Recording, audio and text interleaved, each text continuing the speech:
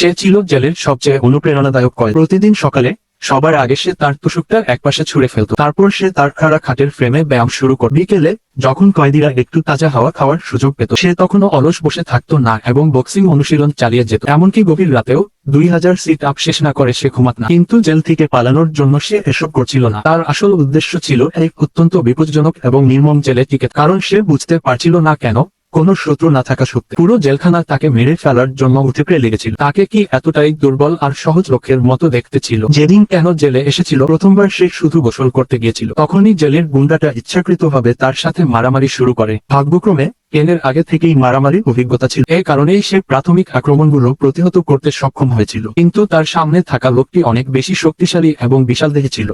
সে কেনকে হত্যা করার উদ্দেশ্যে আক্রমণ যদিও কেন প্রতিরোধ করছিল। সে একজন আক্রমণকারীকে আটকাতে পারলে পেছনে থেকে আরেকজন আক্রমণ সে দ্বিতীয় জনকে ফেলে দিতে পারে। সামনে তৃতীয় জন এসে হাজির হতো, তারপর চতুর্থ জনও এসে যেত। ঠিক তখনই কারাগারের অ্যালার্ম বেজে সব আক্রমণকারী মিলে তার মাথাটা একটা লোহার রডের সাথে এত জোরে ঠুকে দিল যে তার 8টি দাঁত ভেঙে গেল। টাকার অভাবে ডাক্তার কোনো মতে তাকে কুৎসিত নকল স্টিলের দাঁত লাগিয়ে, কিন্তু তার সমস্যা এখানেই শেষ হয়নি।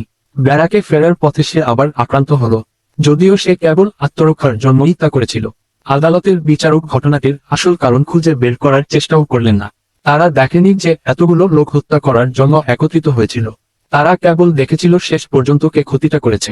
সমস্ত দোষ কেনের উপর চাপানো হলো এবং তার সাজা আরো 1 বছর বাড়ানো হলো। এই কথা শুনে কেনের ভেতরে ক্রোধের আগুন জ্বলে উঠল। সেদিন সে এক তিক্ত সত্য উপলব্ধি করল। এখানে কোনো নিয়ম ছিল না, কোনো ন্যায়বিচার ছিল না, কোনো নৈতিকতা ছিল না। হয় মারতে হবে, নয়তো মরতে হবে। যদি সে কোনো ক্ষতি ছাড়াই এই কারাগার থেকে বের হতে চায়, তাকে এমন একজন মানুষ হতে হবে যাকে সে হয়তো নিজেও চিনতে পারবে না। দিন গড়াতে লাগলো এবং তার শরীর আগের চেয়ে শক্তিশালী হয়ে উঠল। তার মুষ্টি তার হৃদয়ে পরিণত হলো। তার হৃদয় পাথরের মতো, আর তার ইচ্ছাশক্তি লোহার চেয়েও শক্তিশালী হয়ে উঠল।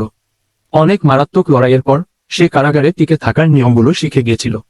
সে আর আগের মতো ভয় পালানোর চেষ্টা করত না। তার প্রতিটি ঘুষি শক্তি, নির্ভুলতা এবং নিষ্ঠুরতায় পরিপূর্ণ ছিল। একদিন কারাগারের এক বিশাল মারামারিতে সে একাই অনেক কয়েদিকে পরাজিত করেছিল। তার নির্মমতা দেখে এক কয়েদি আতঙ্কিত হয়ে পড়ল এবং পুরো জেলখানা কেনকে মেরে ফেলতে চেয়েছিল। সেই গোপন রহস্যটা ফাঁস করে দিল। আসল কারণটা এই ছিল না যে কেন কাউকে আঘাত করেছিল। আসল সত্যিটা ছিল যে তার নিজের বড় ভাই লিংকন তার মাথার উপর 20,000 পাউন্ডের পুরস্কার ঘোষণা করেছিল। বাইরের দুনিয়ায় 20,000 পাউন্ড হয়তো খুব বড় অঙ্ক নয়, কিন্তু জেলখানার ভেতরে এটা ছিল এক অকল্পনীয় সম্পদ, এক অকল্পনীয় সম্পদ। এই সত্যিটা শুনে কেনের পায়ের তলার মাটি সরে গেল।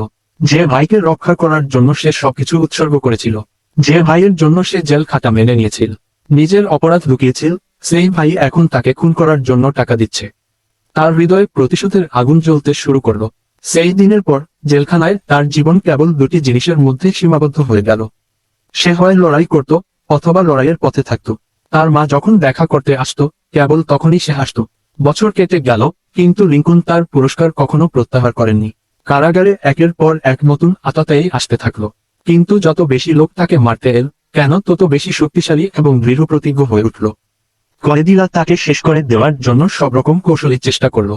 একবার কিছু কয়েদি চিনি আর ফুটন্ত জল মিশিয়ে এক বিপজ্জনক গরম সিরাপ তৈরি করলো। সুযোগ পেয়ে তারা সেই ফুটন্ত মিশ্রণটি তার মুখে ছুঁড়ে মারল। এবার তার মুখটা মারাত্মকভাবে পুড়ে গেল, তার মুখে স্থায়ী গভীর ক্ষতচিহ্ন রয়ে গেল এবং সেই মারামারিতে জড়িত থাকার জন্য আদালত তার সাজার সাথে আরো 2 বছর করে দিল। কেন এখন পুরোপুরি বদলে গিয়েছে। নিজের কাছে প্রতিজ্ঞা করলো, যদি সারা বিশ্ব আমাকে মরতে দেখতে চায়, আমি এক দানবে পরিণত হব যা সারা বিশ্বকে ভয় কাঁপিয়ে দেবে। ভয়। এরপর থেকে সে প্রতিদিন নিজেকে আরো শক্তিশালী করার জন্য কঠোর পরিশ্রম করতে সে ক্রমাগত প্রশিক্ষণ নিত, নতুন নতুন লড়াইয়ের কৌশল শিখত এবং তার শরীর ও মনকে কষ্টের মতো ধারালো করে। ধীরে ধীরে কারাগারে শুধু তার নাম শুনলেই মানুষের মুখ থেকে রক্ত সরে যেত। একদিন এক কয়েদি তার পেটে ছুরি দিয়ে আঘাত করলো, কিন্তু যন্ত্রণায় চিৎকার করার বদলে কেন এক বন্য পশুর মতো গর্জন করে। অবশেষে সে রাগে চেঁচিয়ে উঠল, সবাই একসাথে আমার দিকে এগিয়ে এসো। তারপর সেই একই ছুরি দিয়ে সে তার জীবনের প্রথমবারের মতো একজন মানুষকে হত্যা। এই ঘটনার পর তার সাজার সাথে আরো 10 বছর যোগ করা হলো, কিন্তু সে তাতে বিন্দুমাত্র পাত্তা দিন না। সে তার সেলে ফিরে গেল এবং আগের চেয়েও আরো কঠোর প্রশিক্ষণ শুরু করল। সময়ের সাথে সাথে সে এতটাই বিপজ্জনক হয়ে উঠল যে কারাগারে এমন প্রায় কেউই অবশিষ্ট ছিল না যে তার মোকাবেলা করতে পারত। তার মোট সাজা বাড়তে বাড়তে এক পর্যায়ে পৌঁছালো, কিন্তু তার সাজা যত বাড়তে লাগলো তার রক্তাক্ত পথ তাকে ততই আরো বেশি বিপজ্জনক করে তুলল। এমনকি যখন কারাগারের রক্ষীরা মারামারি থামাতে আসত, সে তাদেরও ছাড়। অবশেষে তাকে নিয়ন্ত্রণে আনার জন্য বিপুল সংখ্যক দাঙ্গা পুলিশকে ডাকতে হয়। কেইনের মনে হতে লাগলো যে এই কারাগারের ভেতরে লড়াই করতে করতেই তার পুরো জীবন শেষ হয়ে যাবে। কিন্তু তারপর একদিন তার মা তাকে দেখতে এলেন এবং কিছু হৃদয় বিদারক তার শেষ পর্যায়ের ক্যান্সার হয়ে ডাক্তাররা আশা ছেড়ে দিয়েছেন এবং তার হাতে আর বেশি সময় নেই। তার মা তাকে নিজের যত্ন নিতে সঠিক পথে চলতে বললেন, কারণ তিনি হয়তো আর তাকে দেখতে আসতে পারবেন। দুর্ভাগ্যবশত ঠিক এক সপ্তাহ পরে কেন খবর পেল যে তার মায়ের অবস্থা গুরুতর হয়ে গেছে। সে সাথে সাথে জেলের ওয়ার্ডেনের কাছে গেল। যদি তাকে 5 ঘন্টার জন্য জেল থেকে বের হতে দেওয়া তবে সে তার ভাই লিঙ্কনের অপরাধগুলো, তার মা ইতোমধ্যে মারা গেছেন। যদি সে মাত্র 20 মিনিট আগে পৌঁছালে হয়তো শেষবারের মতো তাকে দেখে। কিন্তু আসার পথে পুলিশ অফিসাররা কফি কেনার জন্য গাড়ি থামিয়েছিল, যে কারণে তার পৌঁছাতে দেরি। সেই মুহূর্তে কেনের জীবনের শেষ আশাটুকু শেষ হয়। ফুটন্ত ঘৃণা, এখন তার প্রতিশোধের আগুন তার সমস্ত বিবেককে গ্রাস করতে যাচ্ছিল। হাসপাতাল থেকে ফেরার পথে সে লিফটের ভেতরে 2 জন কারারক্ষীকে অজ্ঞান করে দিল। তারপর সে চুপিসারে হাসপাতালের পেছনের দরজা দিয়ে পালিয়ে গেল। কিন্তু তার কাছে কোনো টাকা বা জিনিসপত্র ছিল না। সে তখনও তার জেলের পোশাক পরেছিল। তাই সে একটি এটিএম এর পাশে দাঁড়িয়ে তার লক্ষ্যের জন্য অপেক্ষা করতে লাগলো। আশ্চর্যজনকভাবে তার প্রথম লক্ষ্য তার ভাই লিঙ্কন ছিল না, যে তার জীবনটা ধ্বংস করে দিয়েছিল। তার প্রথম লক্ষ্য ছিল ইভান নামের একজন পুলিশ অফিসার। এর একটি নির্দিষ্ট কারণ ছিল, সে জেল সুপারিনটেন্ডেন্টের কাছ থেকে বেশ কিছু গোপন সত্য জেনে গিয়েছিল। আসলে পুলিশ অফিসার ইভান অনেক আগেই লিঙ্কনের লোক হয়ে গিয়েছিল। সে পুলিশ বিভাগের ভেতরে লিঙ্কনের তথ্যদাতা ছিল। কেইন যখন প্রথমবার গ্রেপ্তার হয়, তখন জিজ্ঞাসাবাদের সময় সে তার আবেগ নিয়ন্ত্রণ করতে পারেনি এবং ইভানের ওপর ঝাঁপিয়ে পড়েছিল। ইভান সেই ছোট ব্যক্তিগত বিদ্বেষটা মনে পুষে নিয়েছিল। সেই সংকীর্ণ মনা ইভান তখন থেকে কেইনকে ঘৃণা করতে শুরু করে এবং প্রতিশোধ নেওয়ার সিদ্ধান্ত নেয়। কেইনের প্রতি ইভানের এতটাই গভীর ঘৃণা ছিল যে তার উপর প্রতিশোধ নিতে সে পুরো সত্যটাকেই বিকৃত করে ফেলেছিল। সে লিঙ্কনের মন বিষিয়ে তোলার জন্য মিথ্যা গল্প তৈরি করেছিল, এই দাবি করে যে কেইন তার সাথে বিশ্বাসঘাতকতা করেছে। শুধু তাই নয়, সেও দাবি করেছিল যে কেইন লিঙ্কনের সমস্ত গোপন তথ্য ফাঁস করার জন্য পুলিশের সাথে হাত মেলাতে যাচ্ছে। এই মিথ্যাগুলো লিঙ্কনের মনে তার ছোট ভাই সম্পর্কে সন্দেহের বীজ বপন করেছিল। তিনি কেইনের উপর থেকে সমস্ত বিশ্বাস হারিয়ে ফেলেন এবং সত্য না জেনেই সাথে সাথে তার মাথায় 20,000 পাউন্ড ওজনের একটি টি শার্ট পরিয়ে দেন। এই সিদ্ধান্ত কেইনের জীবন ধ্বংস করে দেয়। সেই মিথ্যা অভিযোগগুলোর কারণে তার শেষ পরিণতি হয় কারাগারে। বছরের পর বছর ধরে সে অমানবিক নির্যাতন সহ্য করে এবং নিজের জীবনের চেয়েও খারাপ এক জীবন যাপন করতে বাধ্য হয়। তাকে নিজের জীবনের চেয়েও খারাপ এক জীবন যাপন করতে বাধ্য করা হয়। তাকে এক মৃত্যু বরণ করতে বাধ্য করা হয়। এখন যেহেতু কেইন পুরো সত্যটা জেনে গেছে, সে কোনো করুণা দেখায়নি।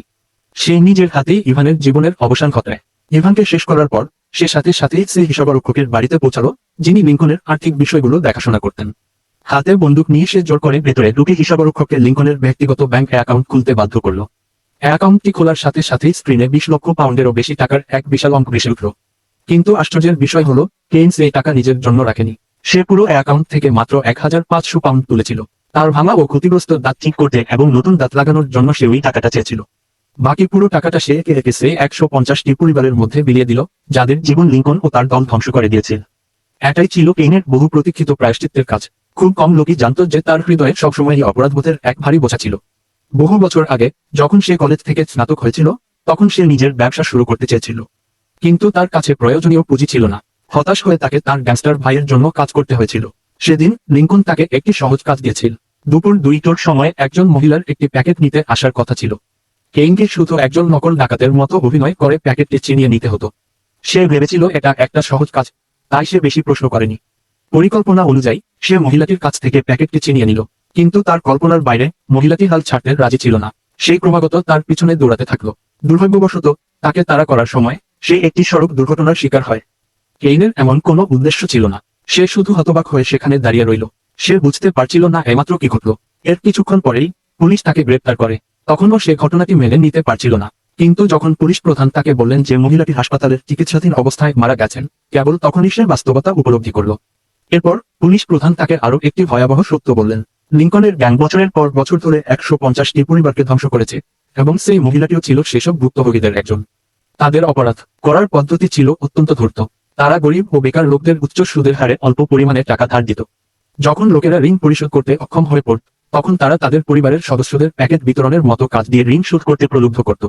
তারপর তারা পথে নিজেদের লোক দিয়ে সেই প্যাকেটগুলো ছিনতাই করিয়ে নিত এবং দাবি করত যে সেগুলোতে খুব মূল্যবান জিনিসপত্র রয়েছে।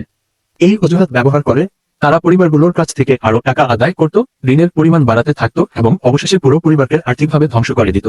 পুলিশ প্রধান কেইনকে বুঝিয়েছিলেন যে যদি সে তার ভাই লিঙ্কনের বিরুদ্ধে সাক্ষ্য দেয় এবং পুলিশের সাথে সহযোগিতা করে, তবে তার সাজা কমানো যেতে পারে। কেইনের ভাই কেন সরাসরি প্রত্যাখ্যান করল? এরপর পুলিশ তাকে কঠোরভাবে জিজ্ঞাসাবাদ করল। একজন অফিসার তাকে ধ্বংস করে দেওয়ার হুমকি দিল। তবে কেনের স্বভাব ছিল অত্যন্ত একগুঁয়ে। হাত বাঁধা থাকা সত্ত্বেও সে প্রতিরোধ চালিয়ে গেল, কিন্তু অবশেষে পুলিশ তাকে পরাজিত করল। আদালত তাকে নরহত্যা এবং ডাকাতির জন্য 5 বছরের কারাদণ্ড দিল।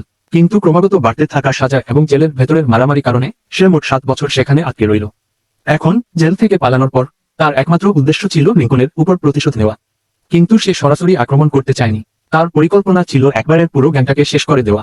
একদিন সন্ধ্যায় সে একটি অদ্ভুত ছদ্মবেশ পরে রাস্তার পাশে দাঁড়ালো। ঠিক সেই সময়ে লিঙ্কনের দুজন অনুচর কাছাকাছি দাঁড়িয়ে কথা বলছিল।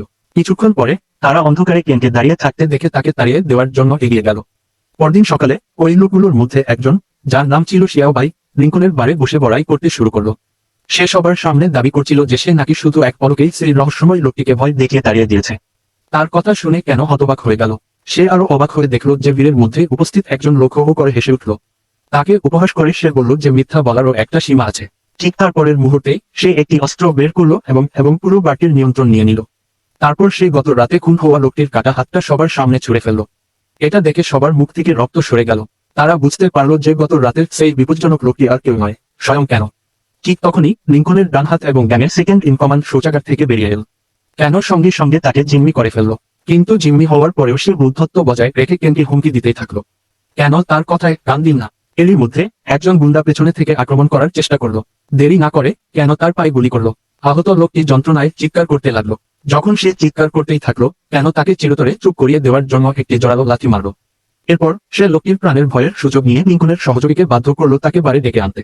কিছুক্ষণ পর লিঙ্কন সেখানে এসে পৌঁছালো। কেনকে দেখা মাত্রই সে হতবাক হয়ে গেল। সে বিশ্বাসই করতে পারছিল না যে তার ভাই এখনো বেঁচে আছে। তবুও সে উদ্বেগের ভান করতে শুরু করলো। কিন্তু কেন আর তার কথায় বিশ্বাস করার পাত্র ছিল না। সে সবাইকে তাদের ফোন এবং অস্ত্র নামিয়ে রাখতে আদেশ দিল। তারপর সবার সামনে সে লিঙ্কনের আসল রূপ প্রকাশ করতে শুরু করলো। সে আগে বলল যে লিঙ্কন একজন বহিরাগতের মিথ্যা বিশ্বাস করেছিল, কিন্তু সে তার নিজের ভাইকে বিশ্বাস করেনি। তার মুখের ক্ষতচিহ্ন, ভাঙা দাঁত এবং কারাগারে কাটানো নরকীয় বছরগুলোর দিকে ইঙ্গিত করে। সে বলল এই সবকিছুর কারণ ছিল লিঙ্কন। এরপর সে 150টি নির্যাতিত পরিবারের নাম পড়ে শোনালো এবং লিঙ্কনের সমস্ত অপরাধ সবার সামনে প্রকাশ করে দিল। ঠিক তখনই লিঙ্কনের অন্য সহযোগীরা আবার বেয়াদবি করতে শুরু করলো। এবার কেন কোনো দ্বিধা ছাড়াই তাকে গুলি করলো। সে গুলিবিদ্ধ হলো। তার সবচেয়ে বিশ্বস্ত মানুষটির মৃত্যু দেখে লিঙ্কন প্রথমবারের মতো সত্যিই ভয় পেয়েছিল। বারে উপস্থিত অন্যরাও ভয় পাচ্ছিল। কেউ কেউ আক্রমণ করার সুযোগ নিতে চেয়েছিল। কিন্তু ঠিক তখনই কেন আরো একটি বড় তথ্য প্রকাশ করলো। সে ঘোষণা করলো যে সে ইতিমধ্যেই লিঙ্কনের সমস্ত সম্পত্তি 150টি ক্ষতিগ্রস্ত পরিবারের মধ্যে ভাগ করে দিয়েছে। এই কথা শুনে পরিবেশটা একেবারে স্তব্ধ হয়ে গেল। হঠাৎ একজন ওয়েট্রেস পেছনে থেকে মদের বোতল নিয়ে তাকে আক্রমণ করলো। সঙ্গে সঙ্গে পুরো বার জুড়ে এক তুমুল মারামারি শুরু হয়ে গেল। কেন বিদ্যুতের গতিতে পাল্টা আঘাত হানল মুহূর্তের মধ্যে বেশ কয়েকজনকে ধরাশায়ী করে দিল। মুহূর্ত। তবে ধস্তাধস্তির সময় সে তার বন্দুকটা হারিয়ে ফেলল। এটা দেখে বাকি গুন্ডারা অস্ত্রশস্ত্র নিয়ে তার দিকে ছুটে এল। কিন্তু বছরের পর বছর মৃত্যুর সাথে লড়াই করে কেন এক মারাত্মক যোদ্ধায় পরিণত হয়েছিল। এই লোকগুলোর তার সামনে দাঁড়ানোর কোনো সুযোগই ছিল না। মাত্র কয়েক সেকেন্ডের মধ্যে সে তাদের সবাইকে মাটিতে ফেলে দিল। সবাই সুযোগ বুঝে পালিয়ে গেল।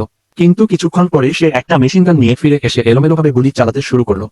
দুর্ভাগ্যবশত তার নিশানা ছিল ভয়াবহ এবং সে কেইনকে ছুঁতেও পারল না।